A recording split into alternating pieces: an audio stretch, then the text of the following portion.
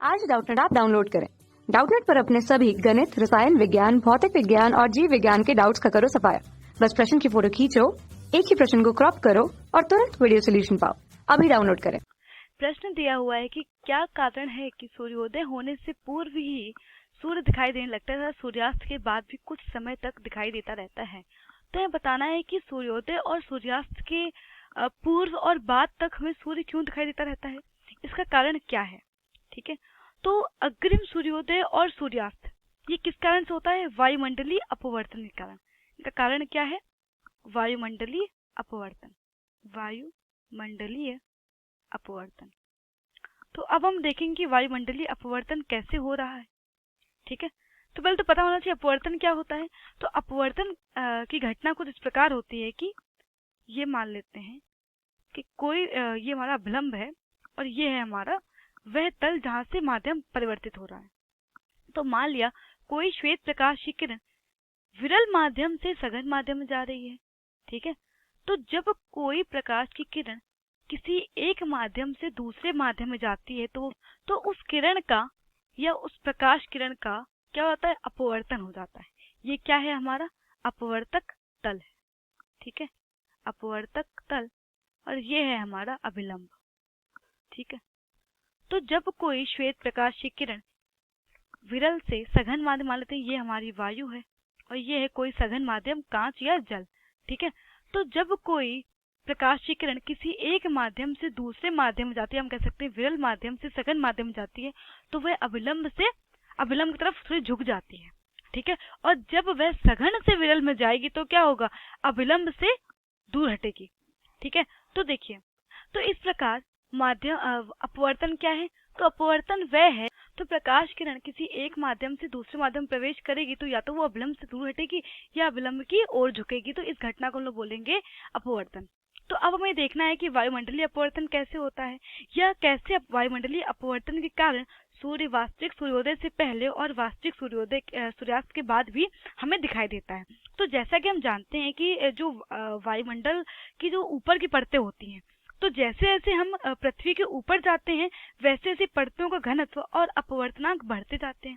तो जो ये वायुमंडल की जो ऊपर की परतें हैं, ये सब क्या है? यहाँ पे लिख सकते हैं हम ये। तो ये बढ़ते घनत्व और या हम कह सकते हैं बढ़ते अपवर्तनांक वाली परतें हैं। बढ़ते घनत्व या म्यू वाली वायुमंडलीय परतें। वायुमंडलीय परतें। ठीक है, तो अब होगा क्या? जैसे ही जैसे सूर्य का प्रकाश क्या होगा? पृथ्वी के ऊपर ऊपर बढ़ेगा। ठीक है, तो जैसे ही हम पृथ्वी के ऊपर बढ़ेंगे तो होगा क्या? जो बढ़ता घनत्व या वायुमंडलीय परतें हैं, ज्यादा घनत्व वाली परतें जो हैं, तो अगर घनत्व ज्यादा है, अपवर्तनांक ज्यादा है, तो होगा क्या? मतलब वो माध्यम सघन है। अगर माध्यम सघन है तो क्या होगा? जो प्रकाश किरणें हैं वो अभिलंब की ओर झुकेंगी। ये मान लेते हैं हमारा अभिलंब है। ठीक है, तो अभिलंब की देखिए ये हमारी जैसे इस परत में पहुंची तो इस परत में क्या हुआ? थोड़ा सा और झुकी। अगली परत में जब प्रकाश किरण पहुंची तो थोड़ा सा और झुक गई।